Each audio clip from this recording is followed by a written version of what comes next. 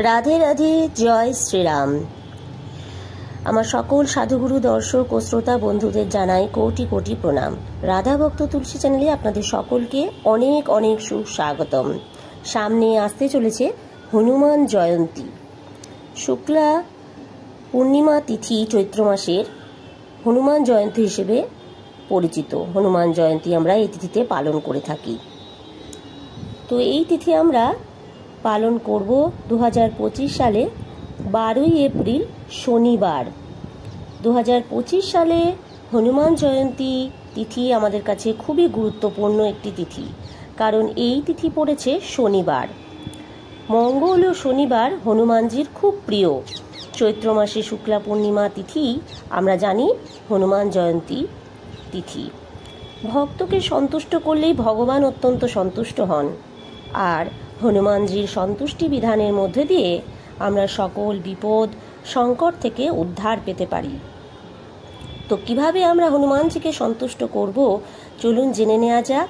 এবং তার সাথে এই 2025 সালে হনুমান জয়ন্তী তিথি কিভাবে পালন করব, কিভাবে আমরা সকল সংকট থেকে উদ্ধার লাভ করব, সকল বিপদ থেকে, সকল সমস্যা থেকে, সকল ঋণ থেকে আমরা মুক্ত হতে পারবো এবং সুখ শান্তি সমৃদ্ধি ও আর্থিক দিক থেকে উন্নতি লাভ করতে পারবো। তো সবটাই এই ভিডিওর মাধ্যমে আপনারা জানতে পারবেন এবং অনুরোধ রইল ভিডিওটি ভালো লাগলে অবশ্যই শেয়ার করে দেবেন। তো হনুমানজি হলেন সংকট মোচন, তাই আমরা সকল বিপদে তাকে ডেকে থাকি, তাকে স্মরণ করে থাকি। সকল সংকট থেকে মুক্তি লাভের জন্য আমরা হনুমানজিকে মন থেকে ভক্তির সঙ্গে, শ্রদ্ধার সঙ্গে স্মরণ করলে তিনি অবশ্যই আমাদের সকল সংকট থেকে উদ্ধার করে থাকেন। এবং এই হনুমান জয়ন্তী তিথি আমরা সঠিকভাবে পালন করলে সুখ শান্তি সমৃদ্ধি ও আর্থিক স্বাচ্ছন্দ্য লাভ করতে পারি। চলুন এই হনুমান জয়ন্তীতে কি কি উপায় করলে আমরা আর্থিক উন্নতি ও সুখ শান্তি লাভ করতে পারবো। 12ই এপ্রিল ব্রহ্ম মুহূর্তে শয্যা ত্যাগ করে শুদ্ধাচারে প্রভু শ্রীরামের নাম আমাদের জপ করতে হবে। হ্যাঁ বন্ধুরা, আমাদের এই শুভ তিথিতে ব্রহ্ম মুহূর্তে অবশ্যই আমাদের শয্যা ত্যাগ করতে হবে এবং প্রভুর নাম অর্থাৎ হনুমানজির আরাধ্যের নাম আমাদের জপ করতে হবে। প্রভুর নাম জপ করলেই তার ভক্ত অর্থাৎ হনুমানজি তুষ্ট হন। এই দিন 11 বার অন্তত পক্ষে 40 পাঠ করতে হবে, কিন্তু 11 বার হয়তো সকলের পক্ষে সম্ভব হবে না, তাই অন্তত 5 বার হনুমান চালিসা সারা দিনে পাঠ না করতে পারলেও অন্তত শ্রবণ করতে হবে।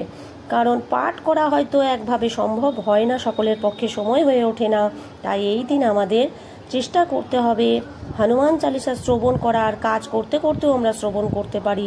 আমরা আমাদের নিজেদের কাজের সঙ্গে আমরা ভগবানের নাম যেমন জপ করতে পারি, শ্রবণ করতে পারি, হরিনাম সংকীর্তন যেমন শ্রবণ করি, ঠিক সেই রকম হনুমান চালিসাও আমরা শ্রবণ করতে পারি অন্তত পক্ষে 5 বার।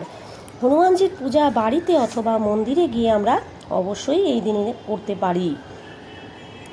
এই তিথিতে অবশ্যই আমরা লাল ফুল বা লাল জবা নিবেদন করতে পারি এবং ভোগে অবশ্যই তুলসী পত্র নিবেদন আমরা করব। কারণ তুলসী ছাড়া হনুমানজিও কিন্তু ভোগ গ্রহণ করতে পারেন না, কারণ এই ভোগ প্রথমে প্রভু শ্রীরামকে আমরা নিবেদন করে থাকি, আর সেই শ্রীরামের প্রসাদ হনুমানজি গ্রহণ করে থাকেন। তাই অবশ্যই হনুমানজির ভোগে আমাদের তুলসী পত্র নিবেদন করতে হবে। কি কি ভোগ প্রিয় আমাদের হনুমানজি, তো অবশ্যই সেই নিয়ে আমি আপনাদের এবার বলতে চলেছি। তবে অবশ্যই অশ্বত্থের 11টি পাতা আমাদের সংগ্রহ করতে হবে। 11টি অশ্বত্থ পাতা নিয়ে, নিখুঁত পাতা নিয়ে, সেই পাতাকে ধৌত করে চন্দন দ্বারা শ্রীরাম সেই পত্রের মধ্যে আমাদের লিখতে হবে এবং লিখে নিয়ে একটি লাল সুতো দিয়ে তার মালা তৈরি করতে হবে। এবার এই মালাটি হনুমানজিকে আমাদের নিবেদন করতে হবে। পুরুষদের ক্ষেত্রে এই মালা হনুমানজির গলায় পরিধান করিয়ে দিতে পারেন, কিন্তু মহিলাদের ক্ষেত্রে এই মালা পুরোহিত দ্বারা নিবেদন করবেন অথবা প্রভু সামনে রেখে দেবেন। আর 2025 সালের হনুমান জয়ন্তী তিথিতে আর যে বিশেষ কাজটি করতে হবে, যে বিশেষ উপায়গুলির কথা আমি বলছি এক এক করে, তার মধ্যে একটি হলো 11টি কলা ও একটি লবঙ্গ নিয়ে তার ভোগ যদি হনুমানজিকে নিবেদন করা হয় তাহলে সকল বাধা বিপত্তি কেটে যায়। যদি ভক্তির সঙ্গে, শ্রদ্ধার সঙ্গে এবং বিশ্বাসের সঙ্গে এই কর্ম যদি করা হয় তো অবশ্যই হনুমানজির কৃপায় আমাদের সকল বাধা বিপত্তি কেটে যাবে। কিন্তু প্রত্যেক কর্ম করবার পেছনে আমাদের অবশ্যই ভক্তি, শ্রদ্ধা এবং বিশ্বাস রাখা জরুরি। 108টি লবঙ্গ লাল সুতো দিয়ে বেঁধে হনুমানজির কাছে রেখে দিলেও কিন্তু সব সমস্যা দূর হবে। তো অবশ্যই যাদের জীবনে বিভিন্ন রকমের সমস্যা আসছে, সে শারীরিক সমস্যা হতে পারে, মানসিক সমস্যা হতে পারে, আর্থিক সমস্যা হতে পারে, ঋণের কোনো সমস্যা হতে পারে, সেই সকল সমস্যা হনুমানজির কাছে মনে মনে প্রার্থনা করে যদি 108টি লবঙ্গ লাল সুতো দিয়ে বেঁধে তার কাছে রেখে দিয়ে তার কাছে বিশ্বাসের সঙ্গে, ভক্তির সঙ্গে এবং শ্রদ্ধার সঙ্গে এর সমাধান যদি আপনি চান, অবশ্যই সেই সমস্যার সমাধান তার কৃপায় হবেই হবে। ভোগের মধ্যে যে লাড্ডু হনুমানজির অত্যন্ত প্রিয়, সেটা কিন্তু কারোরই অজানা নয়। সকলেই জানে যে হনুমানজি লাড্ডু অত্যন্ত ভালোবাসেন, তার লাড্ডু ভোগ তো আপনারা অবশ্যই নিবেদন করবেন, কিন্তু তার সাথে অনেকেরই অজানা রয়েছে যে ছোলা ও গুড়ও তার অত্যন্ত প্রিয়। তাই লাড্ডুর পাশাপাশি অবশ্যই ছোলা ও গুড়ের ভোগ নিবেদন করতে এই তিথিতে ভুলবেন না হনুমানজিকে। যেহেতু জয়ন্তী তিথি, হনুমান জয়ন্তী, তাই অবশ্যই পরমান্ন ভোগও নিবেদন করতে ভুলবেন না। পরমান্ন ভোগও কিন্তু তাকে অবশ্যই নিবেদন করুন এই তিথিতে তার প্রসন্নতার জন্য। এবং ফলের মধ্যে যা যা তার খুব পছন্দের তা হলো কলা, আম, বেদানা, এইসব ফলগুলি তার অত্যন্ত প্রিয়। তো এই সব ফল দিয়েও আপনি যদি মনে মনে প্রার্থনা করেন আপনার সমস্যার জন্য, তো অবশ্যই সেই সমস্যা থেকে সমাধান তিনি করবেন। কিন্তু এক্ষেত্রে আরও একটা কথা বলে রাখি যে অনেক মহিলা রয়েছেন যারা সন্তান প্রাপ্তি করতে পারছে না, তারা সন্তান প্রাপ্তির কামনায় যদি হনুমানজির কাছে আম ভোগ চড়ায় এবং তার কাছে প্রার্থনা করে, তো তার কৃপায় অবশ্যই কিন্তু তার সন্তান প্রাপ্তি ঘটতে পারে, এমনটি বড় বড় সাধু সন্তদের কথা। এবং তার সাথে তুলসী মালা, যদি তুলসী মালা আপনি তৈরি করতে পারেন, সেই তুলসী মালা অবশ্যই হনুমানজির উদ্দেশ্যে নিবেদন করুন। মহিলাদের ক্ষেত্রে এই একই ব্যাপার, তুলসী মালা আপনি নিজে পরাবেন না হনুমানজির গলায়, সেক্ষেত্রে পুরোহিত দ্বারা পরিধান করান, আপনি নিবেদন করেন তার উদ্দেশ্যে। এবং পুরুষদের ক্ষেত্রে তাকে অবশ্যই পরিধান করাতে পারেন। এবং তার সাথে এই দিনে ঘৃত দ্বীপের আরতি করতে ভুলবেন না।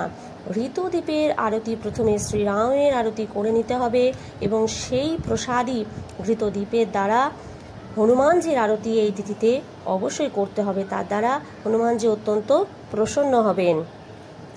বিবাহিত মহিলারা প্রভু শ্রীরামের উদ্দেশ্যে প্রণাম জানাবেন এবং হনুমানজির সামনাসামনি বিবাহিত মহিলারা যদি প্রণাম জানান তাহলে সেক্ষেত্রে কিন্তু হনুমানজি কষ্ট পেয়ে থাকেন, কারণ সীতামাতাকে তিনি সিঁদুর মাথায় দেখেন, তাই মহিলাদের প্রণাম তিনি নিতে পারেন না। তাই দূর থেকে, হৃদয় থেকে তার প্রতি প্রণাম জানান, তার প্রতি ভক্তি জানান এবং প্রভু শ্রীরামের উদ্দেশ্যে বারবার প্রণাম জানান। এতেই কিন্তু হনুমানজি প্রসন্ন হবেন।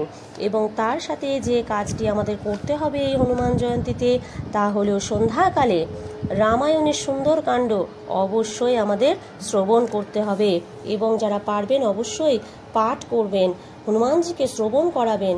হনুমানজিকে এই সুন্দরকাণ্ড যতবার আমরা শ্রবণ করাতে পারবো ততই হনুমানজি কিন্তু অত্যন্ত অত্যন্ত প্রসন্ন হয়ে যান এই সুন্দরকাণ্ড শ্রবণ করে।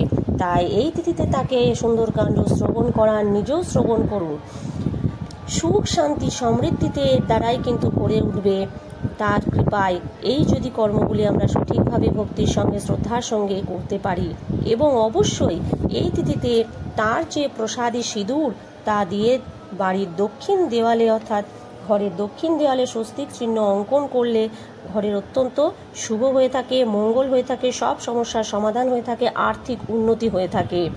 তো সকলেই ভক্তি ও শ্রদ্ধার সঙ্গে এইভাবে দিনটি পালন করুন। হরে কৃষ্ণ, রাধে রাধে, জয় শ্রীরাম, জয় বজরংবলী। শেয়ার করতে ভুলবেন না।